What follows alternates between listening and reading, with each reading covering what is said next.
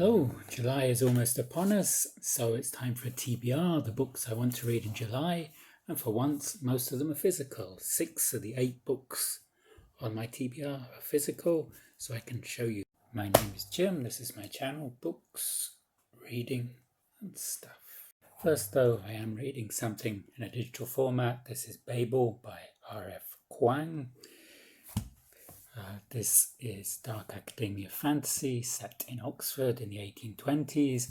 We follow the protagonist Robin Swift, who is an orphan in Canton, who is brought to England by Professor Lovell, and he has some magical powers. The magical system is based around language and around the metal silver.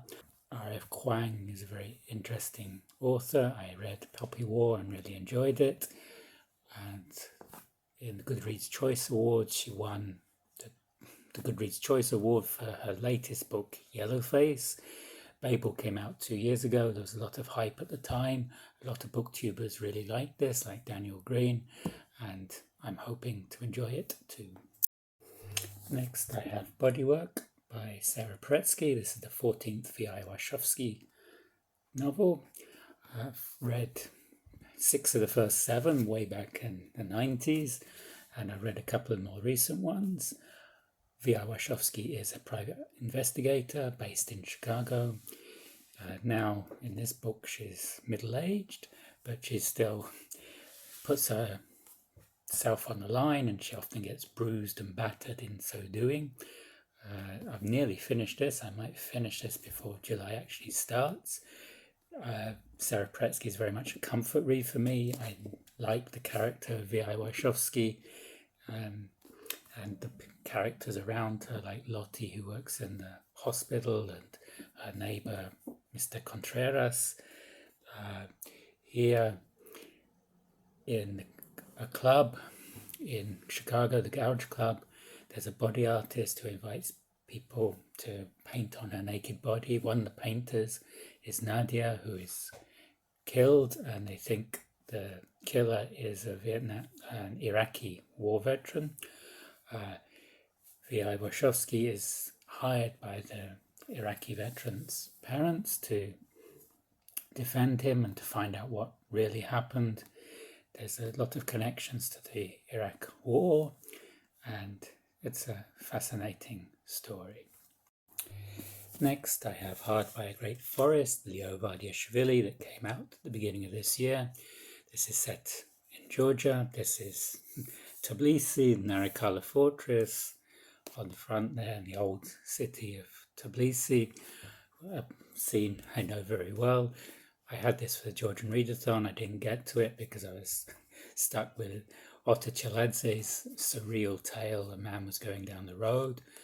There's a lot of excitement in Georgia at the moment because Georgia beat Portugal 2-0, which was a big surprise in the football. Brian of Bookish really liked this, but the other 2 reports I've had of this have been negative. Scott of Gunpowder Fiction and Plot didn't like it, and Datsy, who lives locally, wasn't impressed either, so I will see what I make of this book. July is Jane Austen July. For Jane Austen July, I have Little Women. I know it's not by Jane Austen, but I think there might be a lot in common between Jo March in Little Women and Elizabeth Bennet in Pride and Prejudice.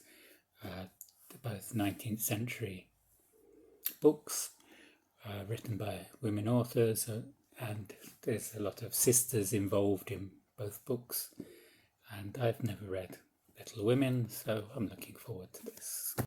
The other book I'm reading digitally in July is The Fragile Threads of Power by V.E. Schwab. This is set in the world of A Darker Shade of Magic. I really enjoyed that trilogy, and this is the 4th book, or maybe the first of a new trilogy set in this world, where we have 4 Londons, 4 parallel Londons. There's the grey London, which is our Victorian London with no magic. Then there's a red London with lots of magic, a white London which used to have magic, and a black London that's been completely destroyed by magic. And there's these people, these Antari, who can move between the different Londons. Then I have a book that I hoped to read in June but didn't. So it's now on my July TBR, Black Leopard, Red Wolf by Marlon James. I heard about Marlon James from Alan at Big Hard Books and Classics. He's a Jamaican writer who was born in Jamaica. And this is a fabulous reimagining of Africa. It's interesting to have a fantasy book set in an imagined Africa rather than an imagined medieval Europe. For some, this is seen as the Black Game of Thrones, so it sounds a lot of fun. I was saddened to see that Alice of Alice and the Giant Bookshelf, a booktuber, had passed away last week. She was a lot of fun. She was very knowledgeable. She liked mysteries, and in memory of her, I'm going to be reading Murder on the Orient Express by Agatha Christie. Alice had read all of the Agatha Christie books and was very knowledgeable about them. I'll put a link in the description to her channel. I think you should check it out. She'll be sorely missed on BookTube. And the final book I have is not in English. Deda, Mama, Bavshvi, da Sarbargo, Mankana. It's mother, father, 8 children, and a truck. The truck here. This is by Ana-Cath Vestley, who's a Norwegian writer. This is the Georgian translation. This year I intend to read one book in Georgian. This is for a 7 to 9-year-old audience, which is about my level. I've DNF'd 2 books in Georgian I started and were just well beyond me. This I'm finding easier. I've finished the first chapter, and I put out a video, which I'll link here, about my choosing of a book to read in Georgian. So that's my TBR, the books I'd like to read in July. Let me know if you've read in them, or if you have any comments about these. And if you enjoyed this video, you can give it a like. This will help me with the YouTube algorithm. And I'll see you on the next video. Goodbye.